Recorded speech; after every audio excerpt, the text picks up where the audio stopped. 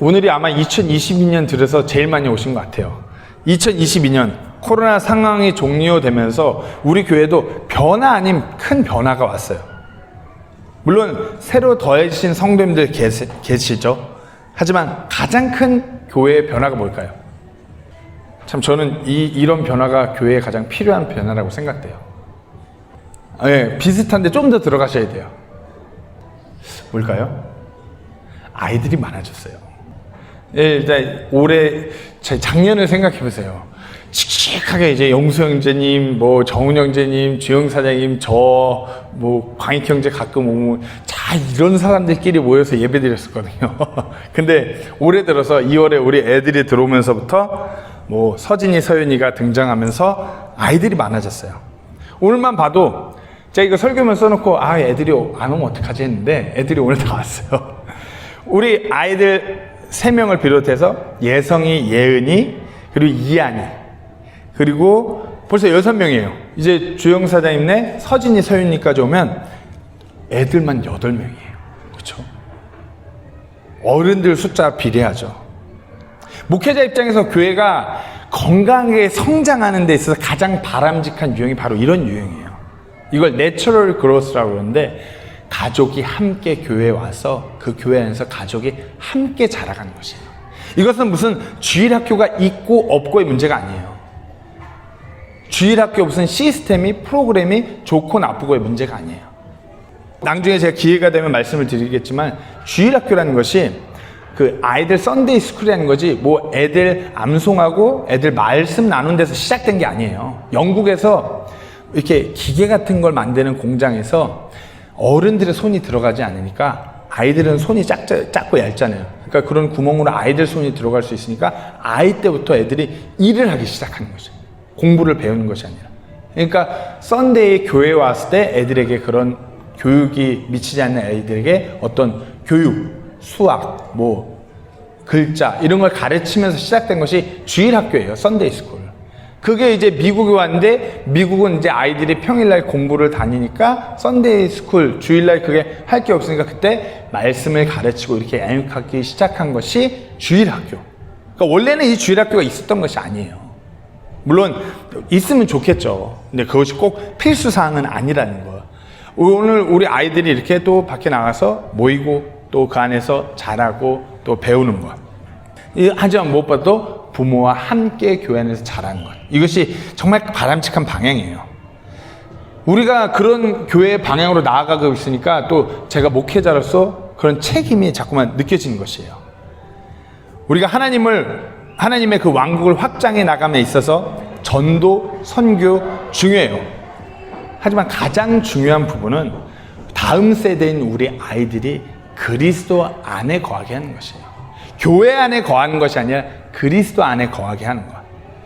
지금 마냥 이쁘고 귀엽잖아요. 그렇지 않아요? 너무 귀엽죠? 저기 좀 이제 귀엽기보다는 점점 멋있어져 가는 1인이 잠깐 들어오시네요. 근데 이제 마냥 이쁘고 귀여운 아이들이 이제 그냥 알아서 잘 크겠지, 알아서 잘 되겠지, 결단코 그렇지 않아요.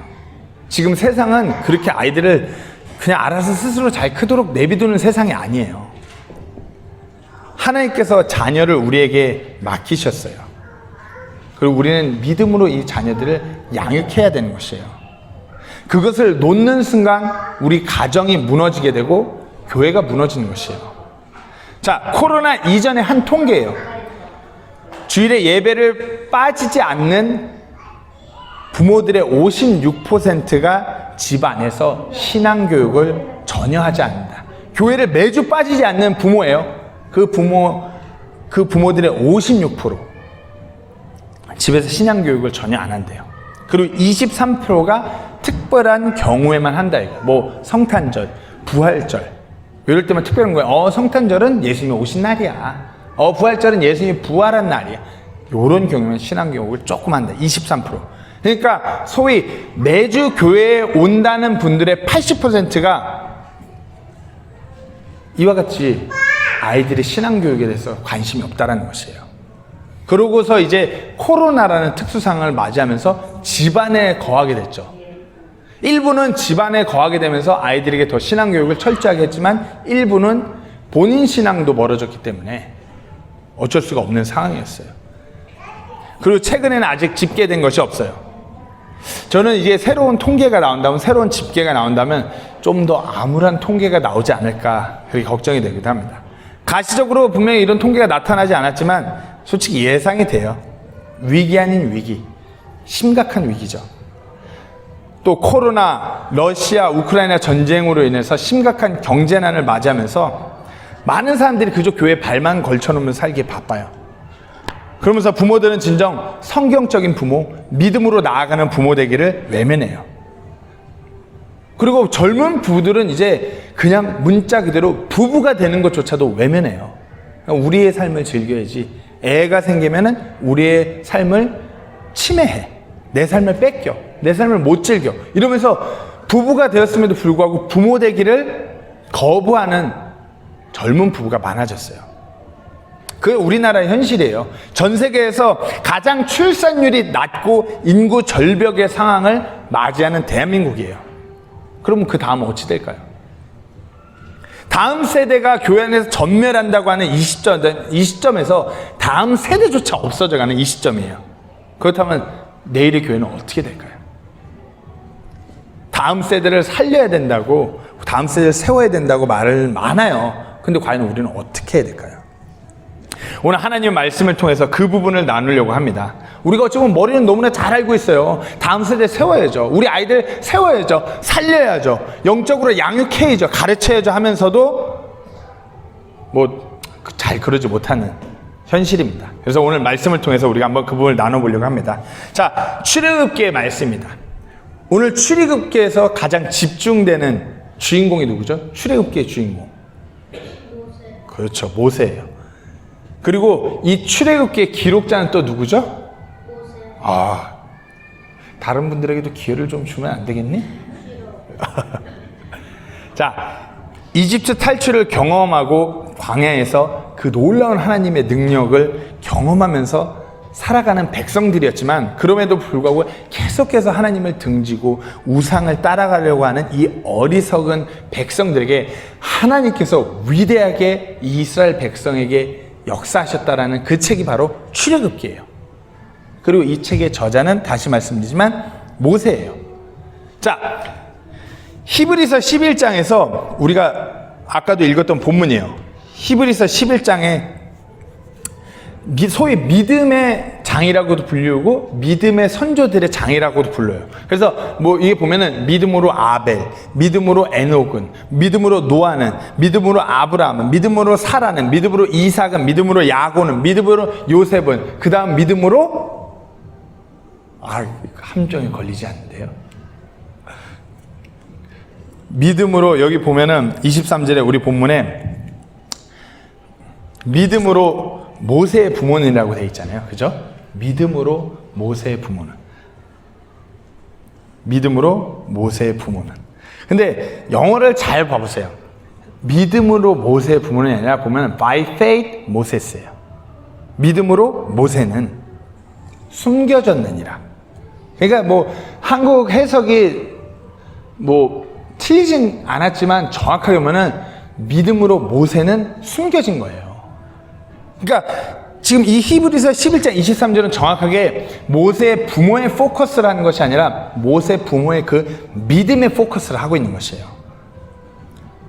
수동태로 되어 있는 유일한 구절, 히브리서 11장에서 모세가 믿음으로 어떻게 되었다는 수동태예요. 하나님께서 이 말씀으로 집중하는 것은 바로 이 믿음인 것이에요. 나갔어. 누군가 믿음으로 모세를 숨겨 석 달 동안 숨겨주었는데 그것이 바로 모세의 부모라는 것이에요. 모세는 한번 생각해보세요. 모세의 부모가 이와 같은 상황에서 파라오가 무섭지 않았다라던가 혈육의 정이 어떻게 해서 숨긴 것이 아니라 믿음으로 숨겼다라고 말하는 것이에요. 모세의 아버지 아므람과 요게벳은 믿음으로 숨겼고 아이를 죽이라는 왕의 명령을 믿음으로 두려워하지 않았어요. 그리고 믿음의 행동으로 그 생명을 건진 것이고요. 즉 다시 말해서 믿음으로 이 다음 세대를 세운 것이에요. 단순히 모세만 세워진 것이 아니라 이스라엘이라는 그 넥스트 제너레이션을 어찌 보면 이 두 부부가, 이 부모가 믿음으로 살린 것이에요. 오늘 하나님 말씀을 통해서 그 믿음에 대해서 나누려고 합니다. 첫 번째로는 믿음이 필요한 상황이에요. 하나님께서 믿음의 선조들의 그 믿음에 대해 전해준 히브리서 11장에서 모세를 살린 그 부모의 믿음에 대해서 정확하게 언급하고 있어요. 믿음으로 세상에서 진짜 모든 것이 두려울 수밖에 없는 그 상황도 두려워하지 않았다라고. 이 믿음. 아주 극적인 상황이에요. 왜냐하면 출애굽기 1장 22절을 보면 파라오가 자기 온 백성에게 명하여 이르되 그들에게 태어난 모든 아들은 너희가 강에 던지고 모든 딸은 살려두라 하였더라. 모든 아들이에요. 히브리 족속 이스라엘 백성에서 이제 태어나는 모든 아들은 태어나고 응애 보니까 고추 달렸네? 야, 강에 던져. 대학살이에요. 지금 이때 이 출애굽에서 이 이스라엘 백성들이 엄청나게 왕성해지고 이 백성의 인원들이 많아지고 하니까 두려워서 왕이 이런 명령을 내렸거든요. 그러니까 매일 응애응애 할 때마다 매일 4-5명씩 강에다 던지는 것이에요. 이게 숨기고 있다가 아니면 한번 이제 병정들이 들이닥쳐서 한번 검사한다 그러면 우르르 가서 아들을 강에다 던지는 암울한 상황이에요. 노예들인 이 이스라엘 백성은 아무것도 할 수 없이 그저 태어난 자기의 핏덩이 아들을 스스로 강에다 던져야 되는 상황이에요. 너무나 암울한 상황이에요. 어쩔 수 없는 상황. 그리고 딸은 던지지 말래요. 딸은 앞으로 자라서 이집트 남자들의 어떤 그런 학대받는 대상이 될 거기 때문에 딸은 던지지 말래요. 그리고 자라는 딸을 보면서도 가슴이 미어와요.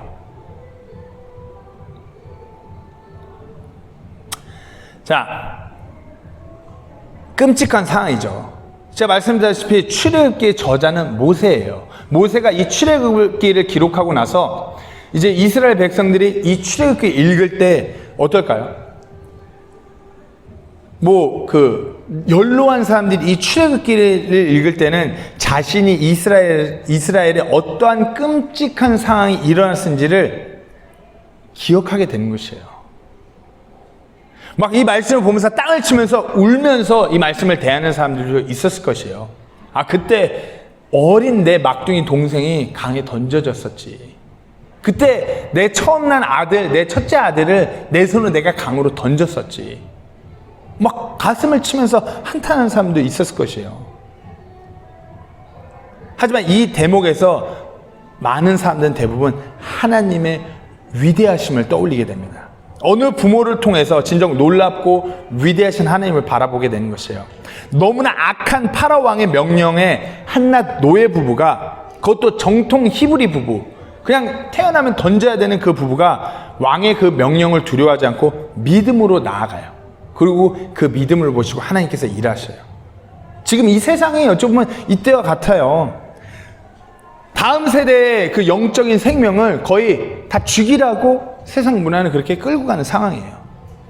믿음으로 부모가 결단하고 나아가지 않는다면, 아이들을 붙들지 않는다면 어느 순간 세상의 그 아이를 뺏겨서 사망으로 가게하는 그런 세상이에요.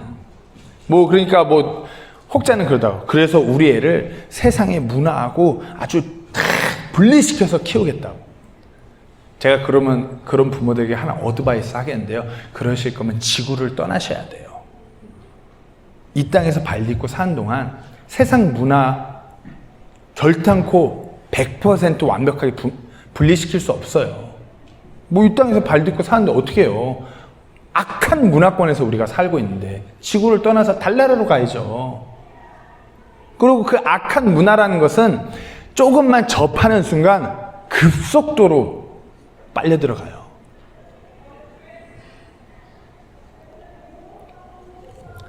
이 어둡고 악한 세상에서 이 상황에서 다음 세대를 세우는 데 필요한 것은, 다음 세대를 살리는 데 필요한 것은 어떤 부모의 재력이 아니에요. 어떤 부모의 권력도 아니고요. 딱 하나, 부모의 믿음을 필요로 하는 것이에요. 모세의 부모는 믿음으로 나아갔어요. 지금 이 세상에서 우리도 믿음으로 승부해야 되는 것이에요. 그리고 믿음은 하나님의 말씀에서 온다는 점을 분명히 아셔야 돼요. 로마서 10장 17절 말씀에 그런즉 이와 같이 믿음은 들음에서 오며 들음은 하나님의 말씀에서 오느니라. 모세의 부모는 자신들의 민족에게 전해져 내려오는 하나님의 말씀을 통해서 그분을 기억하고 신뢰하며 믿었던 것이에요. 그 백성들에게 내려오는 그 하나님이라는 그 말씀을 통해서 하나님을 믿는 것이에요. 우리 똑같아요. 하나님께서 우리에게 보존하신 이 성경 기록을 통해서 우리가 하나님을 믿는 것이에요. 뭐 누구 어떤 목회자, 어떤 뭐 신학교, 어떤 학자가 얘기한 것이 아니라 이 성경 기록 66권, 특별히 우리 교회는 하나님께서 보존하신 이 킹제임스 성경 66권을 믿는 것이에요. 그렇게 이 성경 기록대로 믿는 그 믿음으로 나아가는 부모만이 다음 세대를 세울 수 있는 것이에요. 어떤 대단한 박사학위를 내가 따는 부모, 그렇다고 해서 다음 세대가 세워지지 않아요. 믿음을 통해서 세워지는 그 상황인 거 우리가 분명히 아셔야 돼요. 그리고 믿음을 가진 부모에게는 믿음으로 인해 오는 부담이 있다는 것이에요. 오늘 본문 11장 23절 말씀 제가 다시 한번 읽겠습니다. 믿음으로 모세의 부모는 그가 태어났을 때 석 달 동안 그를 숨겼으니 이는 그가 특이한 아이인 것을 그들이 보고 왕의 명령을 두려워하지 아니했기 때문이라. 믿음으로 나아가는 부모에게는 성령님께서 허락하시는 거룩한 부담이 있어요. 모세의 부모가 이 아이를 볼 때 단순히 아기로 보지 않는 것이에요. 똑같아요. 우리도 믿음으로 아이를 봤을 때, 제가 정호가 처음 태어났을 때 유타 그 병원에서 유리창 너머로 보는데 옆에 그 멕시칸 아기가 태어났는데, 아주 멕시칸 아기는 태어났는데 머리가 이렇게 길러갖고 벌써 2대8 이렇게 하고 태어난 것 같았어요. 우리 아들은 머리도 없고 쬐깐하고 이런데 그 아이를 보는데 부담이 느껴져요. 내가 하나님 앞에 이 아이를 온전히 세우면서 양육해야 되는데, 온전히 내가 이 아이를 잘 이끌어야 되겠는 책임감과 그 부담이 오는 것이에요. 거룩한 부담이 오는 것이에요. 우리가 그리스도인이라면, 우리가 하나님 믿는다면 우리 자녀를 볼 때 이 모세의 부모와 같이 이 아이가 특이한 아이인 것으로 느껴지는 것이에요. 이 아이가 스페셜한 것이에요. 단순히 내 아들이니까 스페셜한 것이 아니라 하나님께서 우리에게 맡겨주셨기 때문에 더욱더 특별한 것이에요. 그 부담이 오는 것이에요. 그러니까 그 상황에서 벌벌 떠는 것이 아니라 내가 이 아이를 살려야 된다. 내가 이 아이를 세워야 된다. 그 부담이 오는 것이에요. 상황을 보자니 답이 없어요. 하지만 하나님께서 일하신다는 믿음이 있으니까 그 부담에 반응한 것이에요. 믿음으로 승부하고자 하는 그 부담이 온 것이에요. 세상이 이렇게 가는데 세상이 흘러가는 대로 내 아이를 보내는 것이 아니라 그것을 역행하면서 세상과 조화되지 않으면서 하나님의 인도하시는 방향으로 나아가고자 하는 그 거룩한 부담이 있는 것이에요. 이와 같이 우리 그리스도인들은 똑같이 믿음으로 나아가고자 할 때 그 믿음으로 인해서 오는 부담이 분명히 있어요. 바울이 그런 케이스, 바울이 사도행 10장 16절 보시면은, 그런데 바울이 아테네에서 그들을 기다릴 때 그 도시가 온통 우상 숭배에 빠진 것을 보매 그의 영이 그의 속에서 격동함으로, 바울에게 이 우상 숭배하는 거 보자 막 그 부담이 막 치밀어 오르는 것이에요. 내가 저들에게 예수 그리스도를 선포해야 된다. 단순히 이것은 뭐 우상 숭배를 보는 것이 아니라 우리가 우리 자녀들을 보고 세상을 볼 때 그와 같은 부담이, 내가 우리 자녀에게 우리 그리스도를 증거해야 된다. 내가 우리 자녀에게 하나님을 알려야 된다. 엄청난 부담. 그런데 세상이 만만치가 않아요.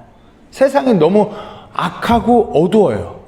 하지만 그 어둠을 밝히시는 분이 우리 하나님이시고, 우리 하나님께서 일하실 때 우리 자녀를 하나님께서 붙드신다는 것을 분명히 아셔야 돼요. 한번 생각해 보세요. 우리 자녀를 보실 때 어떤 부담이 오시나요? 아, 우리 아들, 코가 좀 주저앉았는데 내가 돈 많이 벌면 코를 세워줘야지. 이런 부담이 오시나요? 아무 부담도 없고 그저 무감각하다면 믿음이 부족한 것이에요. 하나님의 말씀을 통해 오는 그 믿음이 결여된 것이에요. 우리가 그럴 때는 우리 자녀를 세울 수가 없어요. 내 믿음을 더욱더 굳건히 하여서 우리 아들을, 우리 딸들을, 자녀들을 바라볼 때 거룩한 부담이 오는 것이에요. 내가 우리 아이들을 온전히 세워야 된다. 그렇게 그런 부담이 온다면 반응하셔야 돼요. 내가 지금 경제적으로 어려워서, 내가 시간이 없어서, 내 건강이 안 돼서. 아니에요. 그저 반응하실 때 하나님께서 일하시는 것이에요. 결단하셔야 되는 것이에요. 반응이 올 때 믿음을 통해서 결단하셔야 돼요. 모세의 부모가 그리하 했어요. 다시 한번 읽어볼게요. 믿음으로 모세의 부모는 그가 태어났을 때 3달 동안 그를 숨겼으니 이는 그가 특이한 아이인 것을 그들이 보고 왕의 명령을 두려워하지 아니했기 때문이라. 모세의 부모는 모세를 이제 숨기기로 결단한 것이에요. 3달 동안, 90일 동안 왕의 명령도 두려워하지 않기로 결단한 것이에요. 쉬운 결단이 아니죠. 왜냐? 보시면 뭐라고요? 레위 집에 한 남자가 가서 레위의 딸을 아내였잖아요. 정통 히브리 부부예요. 그러니까 이 이집트 병사들 레이더망의 요주 부부예요. 요주 신혼부부. 야, 저 집 그때 배 부르는 거 내가 봤어. 저기 눈여겨봐. 애 태어날 거야. 눈여겨봐. 눈여겨봐. 아마 이 부부는 임신했을 때부터 아주 작정했을 거예요. 이 아이 우리가 살려야 된다. 발차기 하는 게 아들인 것 같아. 지금부터 조심해야 돼. 그래서 태어나면서도 90일. 도망갈 수 있는 구멍이 없어요. 엎친 데 덮친 격으로 이 집에 다른 아이들도 있어요. 모세, 형, 누이라고 그랬죠. 아론, 미리암. 노예 부부가 왕의 명령을 어김으로써 이제 이 가족이 다 몰살당할 수 있는 상황으로 가는 것이에요. 근데 이 부부가 결단하는 것이에요. 우리 이 아이 살려야 된다. 아무리 악한 무서운 왕의 명령이라고 하여도 믿음으로 하나님께서 우리에게 허락하신 이 아이를 죽도록 내버려 두지 않겠다라는 그 결단을 한 것이에요. 믿음으로 그리하였다고 성경은 지금 기록된 것이에요. 믿음으로 세상의 그 어떤 무서움, 세상의 그 소리를 두려워하지 않겠다고 결단한 것이에요. 성경 말씀에서 뭐라고 말씀합니까? 시편 56편 4절에 하나님 안에서 내가 그분의 말씀을 찬양하리라. 내가 하나님을 신뢰하였으므로 육체가 내게 할 수 있는 것을 내가 두려워하지 아니하리로다. 이게 우리 믿음이에요. 이것이 우리의 결단이에요. 내가 더 이상 세상에서 나에게 어떻게 하는 것을 두려워하지 않겠다. 시편 118편 6절에 주께서 내 편에 계신 내가 두려워하지 아니하리라. 사람이 내게 무엇을 할 수 있으리요? 그렇잖아요. 지금 교회에게 가장 큰 재앙은 어떤 코로나로 인한 경제적 난국, 러시아, 우크라이나 전쟁으로 인한 우리 교민사회의 그 어떤 환율이 치솟아 오르고 기름값이 올라서 교민들이 오지 않는 어려운 경제적 상황, 힘들다고 그러면 하면 힘들 수 있겠죠. 하지만 그것은 일시적인 것이에요. 갈수록 전멸해 가고 있는 우리 다음 세대, 우리 아이들, 갈수록 이 믿음 생활이라는 것이, 믿음 안에서 자라난다는 것이 그냥 편리함만을 추구하는 세상 문화, 예배, 굳이 가요. 아빠 엄마 뭘 가? 오늘 실시간으로 유튜브 보자. 옷 입기도 귀찮아. 아빠 엄마 그냥 침대에서 나 유튜브로 볼게. 엄마 아빠도 유튜브로 보잖아. 그때 나한테 딱 걸렸어. 그때 아빠 엄마 교회 안 가고 방에서 누워갖고 옷도 안 가리고 유튜브로 예배 보는 거 나도 다 알아. 한 달 그렇게 했잖아. 오늘도 그냥 그렇게 해. 무너져 가고 있는 것이에요. 이와 같은 때 우리가 믿음으로 부모의 믿음의 본을 보여줘야 되는 때예요. 세상이 우리에게 요구하는 그 방향으로 그저 같이 얹어서 흘러가는 것이 아니라 세상이 원하는 방향이 아니라 하나님이 원하시는 방향으로 믿음으로 나아가기를 결단해야 되는 상황이에요. 그로 인해 어떠한 어려움이 온다고 해도 내가 흔들리지 않아. 세상에서 내가 어떠한 부당한 대우를 당한다고 해도 내가 흔들리지 않아. 그 어려움, 그 시련 또한 성령님께서 나를 인도하신다는 그 믿음, 말씀의 지혜를 통해서 버티는 그 믿음, 우리가 그런 본을 보여줘야 되는 것이에요. 아마 정훈 형제님 아실 텐데 아마 우리 승환 형제님 부부는 모를 거예요. 제가 우리 독립침례교회에서 몇 번째로 나온 선교사인지 아세요? 몇 번째로? 네, 맞아요. 첫 번째예요. 제가 첫 번째 선교사이기 때문에 독립침례교회는 교단이 없어요. 그냥 개교회 목사님들이 모여서 이렇게 친교하시면서 우리 선교사 내볼 때 힘을 보탭시다. 이렇게 해서 같이 이렇게 힘을 모아서 저를 내보낸 거거든요. 그러니까 어떻게 해요? 어느 목사님 저를 보면서 농담 반 부담, 진담 반으로 저한테 부담을 주세요. 기정 형제가 잘 나가야 다음 선교사도 잘 나가. 그렇게 말씀하세요. 저는 잘 못 나가고 있는 것 같은데, 제가 그렇게 선교사 나오면서 개인적으로 소망하는 바가 있었어요. 저 다음으로, 저 말고 그 다음에 2호 선교사, 3호 선교사 계속해서 한국 독립침략에서 나오는 것이에요. 우리가 하나님께서 보존하신 이 성경 기록대로 믿는다는 성경 신자들이 모인 교회라면 다른 교회들과의 차이가 이런 데서 나타나야 된다. 갈수록 뭐 후임이 없고, 뭐 젊은 목회자들이 없고, 선교지로 나가려고 하는 사람들은 갈수록 없고, 이런 상황에 정말 성경대로, 성경 기록대로 믿는 사람들이라면 2호, 3호 계속 나가야 된다. 진짜 힘든 지역, 힘든 사역지에서 계시는 분들하고 비교하면 저는 아무것도 아니에요. 하지만 제 다음 2호, 둘째, 셋째 선교사가 이렇게 나갈 때 저처럼 말도 횡설수설하고 무지하고 부족해 보이는 사람도 고국을 떠나 선교지에서 저렇게 버텨내는구나. 귀감이 되기를 제 개인적으로 소망하는 것이에요. 저 기정 형제, 저 뭐 하나 빠진 것 같은 저 사람인데 선교지에서 저렇게 믿음으로 버텨내는구나. 저 사람 보니까, 저 좀 덜 떨어지고 부족한 저 사람 보니까 하나님 살아계시는 것 같아. 저런 사람도 선교지에서 버텨내고 사역 이끌고 나가는 거 보니까 진짜 하나님이 살아있네. 제 개인적으로는 그런 것을 저를 통해서 귀감이 되고자 하는 소망이 있어요. 왜냐하면 독립침략의 교단도 없고 어떤 선교적으로 후원하는 기관도 없어요. 그냥 교회들이 십시일반으로 조금씩 보태갖고 모아갖고 보내주는 것이에요. 그러니까 뭐 독립침략의 큰 교회도 없어요. 저 후원하는 교회 중에 가장 큰 교회는 미국에 있는 저 신학교 나온 그 미국 교회지, 한국 교회는 독립침략 교회가 큰 교회도 없어요. 다 조그마한 교회들이에요. 저 형제 보니까 하나님이 살아계신구나. 저는 무엇보다도 그와 같은 믿음의 본이 우리 자녀들에게도 보여줬으면 해요. 우리 아빠 보니까 하나님 진짜 살아계시는구나. 우리 아빠 보니까, 우리 아빠 맨날 돈도 안 버는데 우리 어떻게 먹이고 재우고 하면서 선교지에서 예수님 전한다고 그렇게 버텨내는 거 보니까 우리 아빠 보니까 하나님 살아계시네. 그런 귀감이 되길 원해요. 선교지에서 이제 3년 차예요. 그런 시간이 되면서 코로나, 교민이 없다, 이런 핑계 아닌 핑계를 대면서 아무것도 못하는 어떤 한심한 제 자신을 탓하면서 한숨만 쉬었어요. 근데 하지만 제가 우리 성도님들한테 먼저 고백하기는 제가 먼저 더욱더 믿음으로 나아가기를 고백합니다. 어찌할 바를 몰라서 고민하면서 끙끙 앓기보다는 그저 그렇게 전진하기로 결정합니다. 제가 그러니까 아내한테 좀 더 미안하겠죠. 이제 좀 더 박차를 가하면서 달리려고 시동을 키니까 아내한테 미안하겠죠.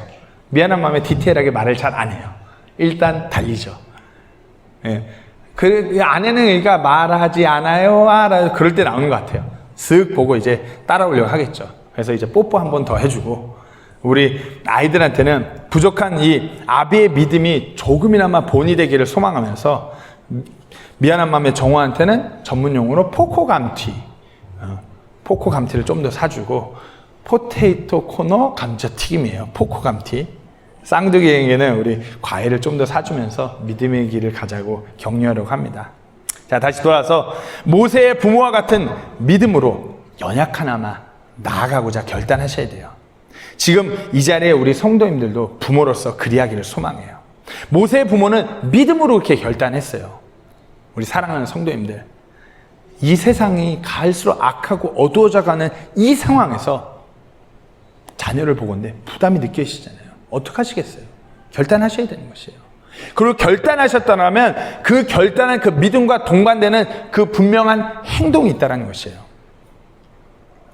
뭐 그렇게 결단하고 나아가시는 무슨 극단적인 행동을 하라고 말씀드리는 것이 아니에요. 그저 본문 속에 모세의 부모와 같이 나아가는 것이에요. 모세의 부모는 모세가 그냥 나일강에 버려지게 내버려 두고서 하나님만 믿었어요. 그러면 그렇게 믿으면서 그냥 이제 하나님 됐어, 우리 할 일 다 했어요, 모세 떠내보냈어요, 하나님 움직이셔야 돼요, 이렇게 하지 않았어요.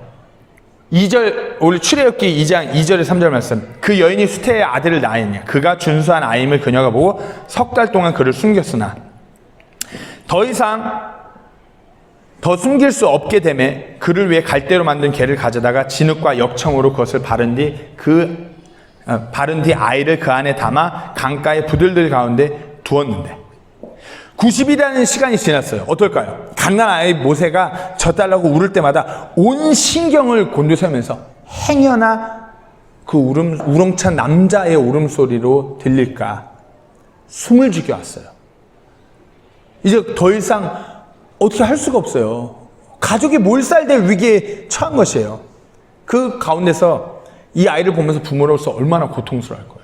얘가 울을 때마다 우리 첫째 아론, 미리암도 있는데 얘가 울면 우리 다 죽는데 고통스러운 것이에요. 달래면서도 부모로서 아무것도 해줄 수가 없기 때문에 이제는 아이를 몰래 숨기고 있는 것이 더 이상 어떻게 할 수가 없기 때문에 강에 떠내려 보내야 되는 상황이에요. 그냥 던지면 죽을 거기에 철저한 준비를 하는 것이에요. 강에서 최대한 오래 떠 있을 수 있도록 최선의 노력을 하는 것이 이 부모예요.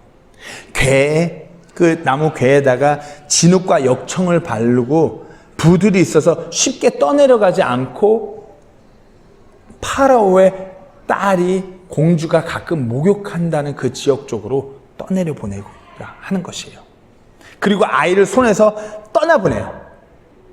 이때부터 이제 하나님의 손에 붙들려 나감을 우리는 성경 기록을 통해 알 수 있어요. 여기서 부모의 이와 같은 행동이 다음 세대를 온전히 이끌어야 되는 우리에게 분명한 교훈을 주는 것이에요. 첫 번째로 이 부모의 그 모습은 포기하지 않는 모습이에요. 포기 안 했어요. 강에다가 그렇게 떠내려 보냈다고 해서 이 모세의 부모가 포기한 것이 아니에요. 모세의 누이가 계속 지켜보면서 따라갔어요. 본인들이 하면 걸리니까 누이가 계속 쫓아간 것이에요. 포기하지 않았어요. 그것이 믿음이에요. 그냥 하나님이 하시겠지 툭 이거 아니에요. 하나님이 하신다고 내려놨으면 그러고 나서 최선의 노력을 가하는 것이 부모예요.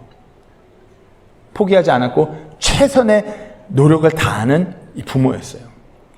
요즘 흔히 들리는 찬양에 엄마들의 감정을 흔들고자 물살이 몰아치는 강에다가 모세를 떠나려가게 했다고 말하시는 분들이 있지만 그것이 아니라 자신들의 최선의 노력을 다하여서 할 수 있는 그것을 다 진흙과 역청을 발라서 부들 사이에 물숲이죠. 쉽게 뒤집어지는 그런 물살이 있지 않는 곳에 떠내려가지 않도록 누군가에게 이집트 사람들에게 발견되어서 살아남을 수 있도록 특별히 귀족들이 오는 그 장소 쪽으로 왕족들이 오는 그 장소 쪽으로 그것을 그렇게 한 최선의 노력을 다한 것이 부모예요. 그리고 어떻게 마지막으로 끝까지 하나님을 신뢰했어요. 이것이 바로 모세 부모의 믿음이에요. 이제 하나님을 전적으로 신뢰합니다. 우리가 할 수 있는 것을 다 했고 이제 하나님께서 일하셔야 됩니다. 근데 이제 여기서 바람이 되어서는 안 돼요. 믿음이 되어야 돼요. 하나님을 끝까지 신뢰하는 것은 내 식대로 내가 계획한 대로 내 방법대로 하나님 이렇게 해주세요 하는 바람이 아니라 하나님 이렇게 안 될지라도 하나님께서 역사하실 줄 믿습니다. 그것이 모세의 부모의 믿음인 것이죠. 하나님 저 강에서 개가 뒤집어져서 아이가 빠질지라도 하나님께서 일하실 줄 믿습니다. 막 흔들흔들 거릴 때마다 이거 넘어질 것 같은데 하지만 모세의 부모는 나서지 않아요. 미리암도 나서지 않아요. 믿기 때문에 하나님을 신뢰하기 때문에 우리가 이와 같아야 돼요. 우리 아이들을 보면서 우리 아이가 잘하는 걸 보면서 우리 아이가 조금 말썽 피고 어떻게 한다고 해도 포기하시면 안 돼요. 최선의 노력을 다하셔야 돼요. 부모로서 하나님께서 내게 맡겨준 아이 최선을 다하시고 결정적인 순간에 하나님 손에 맡기는 때가 왔을 때 맡기시고 믿으셔야 돼요. 바라시는 것, 바람이 아니라 믿으셔야 돼요. 이렇게 해서 되겠어? 하나님 지금 이렇게까지 됐는데 하나님 뭐 하시는 거지? 이게 아니라 믿으셔야 되는 것이에요. 신뢰하셔야 돼요. 세상은 갈수록 혼란스럽고 죄가 만연한 세상으로 급변하고 있어요. 너무나 빠르게 하나님께서 경멸하시는 죄가 더 이상 죄가 아닌 세상으로 변하고 있어요. 막을 수가 없어요. 그리고 이것이 믿음이다, 저것이 믿음이다, 너무나 시끄러워요. 뭐 그렇잖아요. 뭐 이제 대한민국 동성애가 만연하고 뭐 간음이 막 이루 말할 수 없는 그런 죄악들이 난무하는 세상이 됐어요. 소돔과 고모라가 됐어요. 뭐 마약, 뭐 이제 뭐 만연한 세상이 됐어요. 저희 어릴 때 뭐 누가 대마초 한번 폈다 그러면 뉴스에 나오면서 어떻게 대마초를 필 수가 있어. 지금 뭐 그렇죠. 아무렇지도 않아요. 대마초 캔디, 뭐 대마초 피는 거 그런 세상에 이르렀어요.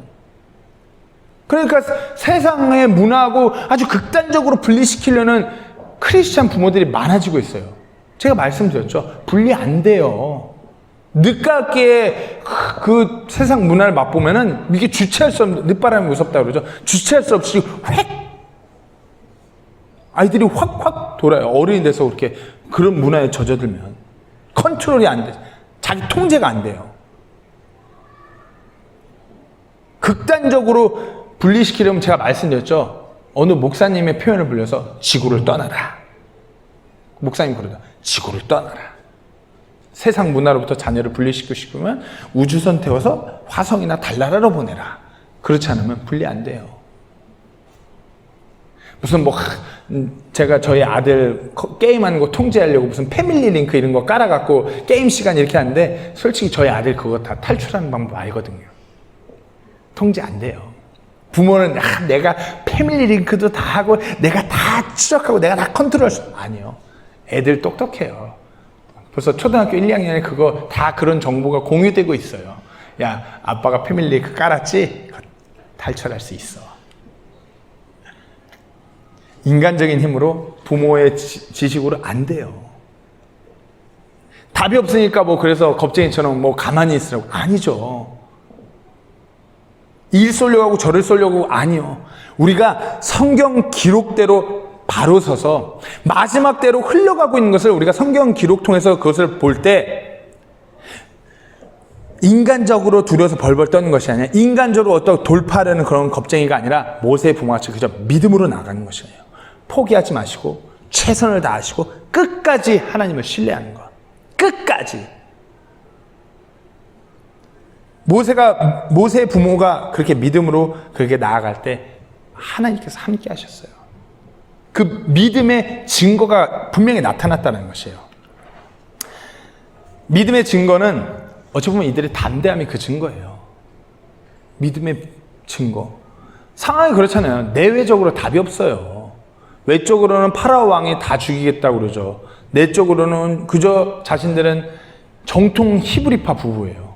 몰살당할 수 없는 상황. 담대했어요. 아무것도 할 능력도 없고 가진 것도 없었어요. 상황이 극단적으로 치닫지만 담대해졌어요. 왜? 이 믿음의 대상, 우리가 믿는 믿음의 대상, 이 부모가 믿는 믿음의 대상과 동일한 이 세상 만물을 지으시고 주관하신 그 하나님을 이들이 믿었기 때문에 우리도 그분을 믿잖아요. 그렇기 때문에 우리가 담대할 수 있는 것이에요. 그것이 믿음의 증거이시에요. 시편 27편 1절 3절에 주는 나의 빛이요 나의 구원이시니 내가 누구를 두려워하리요.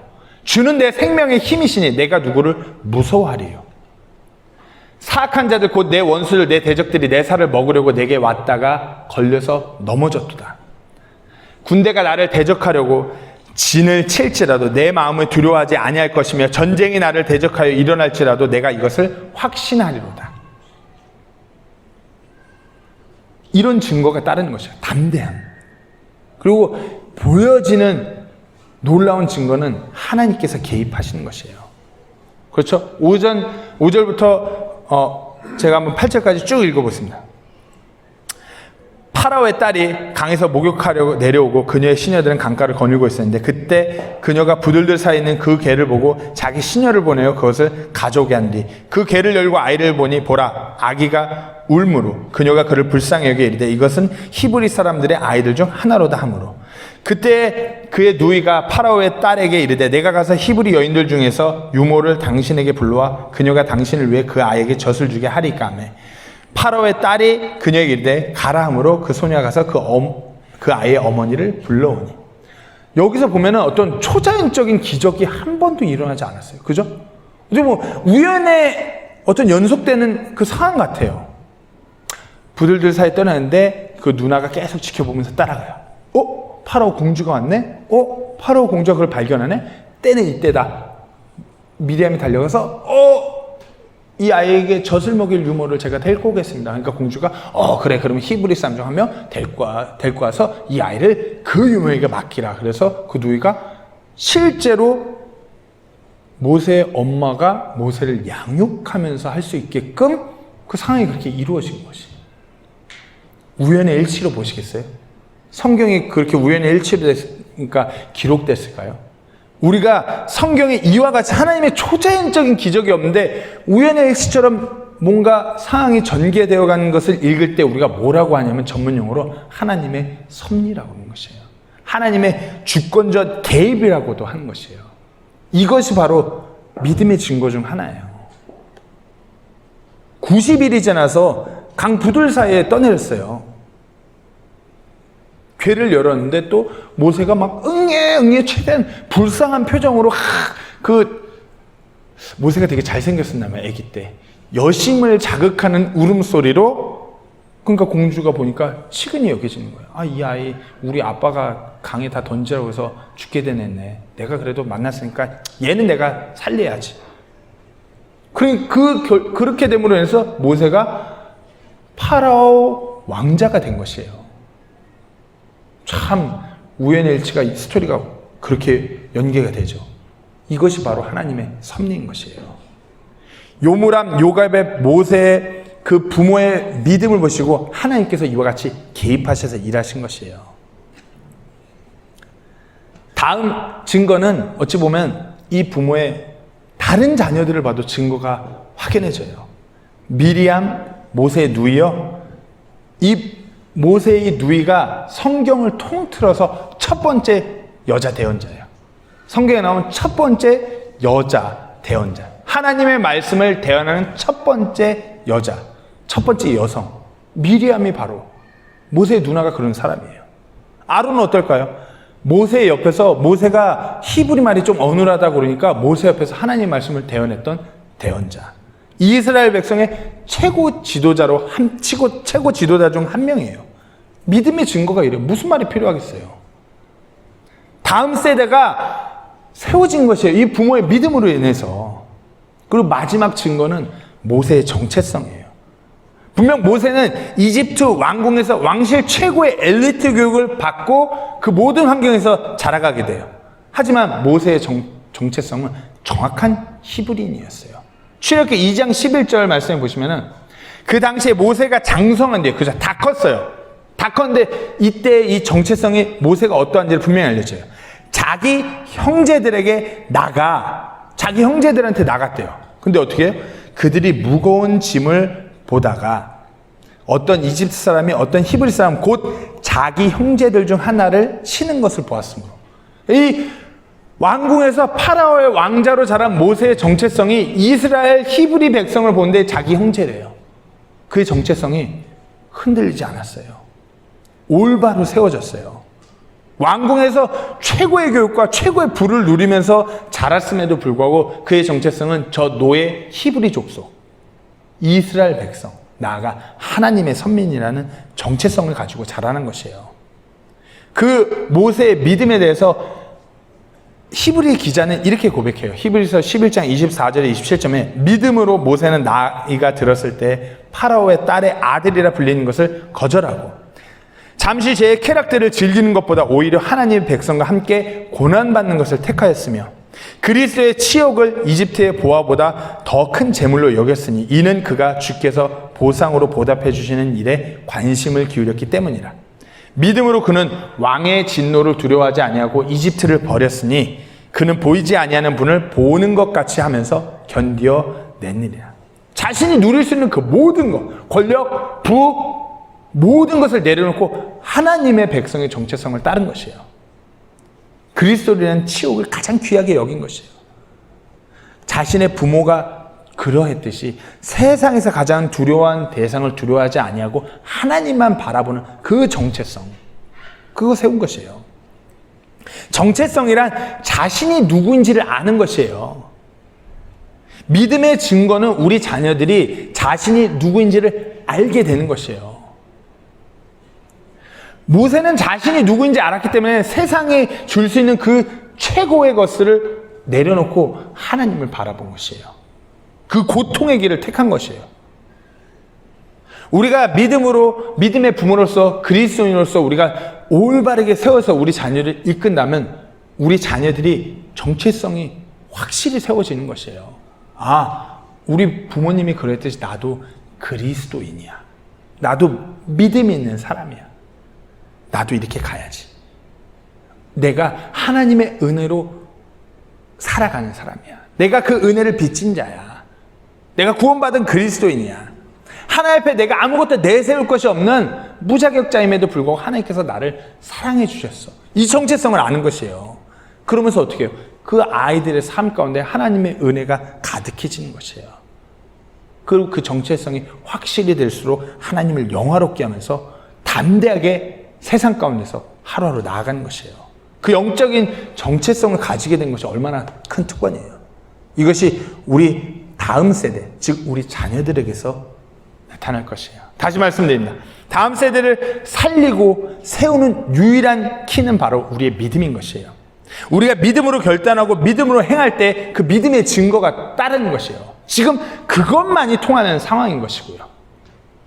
우리가 오해하지 말아야 되는 것이 믿음의 증거는 뭐 우리 눈으로 우리가 이렇게 센스해서 확인 안 된 경우가 허다해요. 하지만 하나님께서 마치 땅속에 심어진 씨앗처럼 놀라게 자라게 하실 것이에요.